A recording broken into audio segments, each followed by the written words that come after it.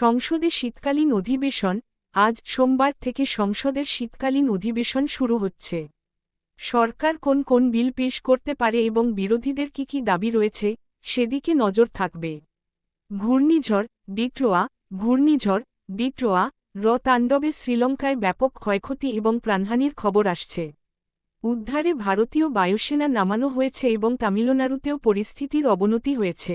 জম্মু কাশ্মীর ও দিল্লির পার্শ্ববর্তী রাজ্যগুলিতে পুলিশের হানা দিয়ে একাধিক সন্দেহভাজনকে গ্রেফতার করা হয়েছে।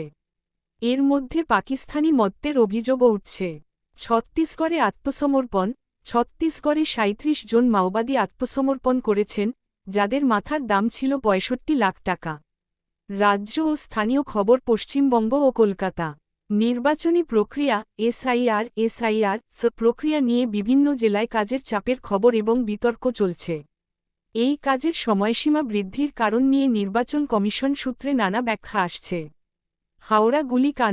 হাওড়ার গুলিকাণ্ডে আহত পঞ্চায়েত প্রধানের সঙ্গী সুস্থ হয়ে বাড়ি ফিরেছেন, তবে অভিযুক্ত এখনও অধরা। কলকাতা পুরসভার পদক্ষেপ। এসআইআর শুনানিকে সামনে রেখে কলকাতা পুরসভা অতিরিক্ত কর্মী নিয়োগের বড় পদক্ষেপ নিচ্ছে। দুর্ঘটনা। জলপাইগুড়িতে ঘন কুয়াশার মধ্যে লাইন পারাপারের সময় ট্রেনের ধাক্কায় একটি হাতির মৃত্যু এবং অপর একটি গুরুতর জখম হওয়ার ঘটনা ঘটেছে।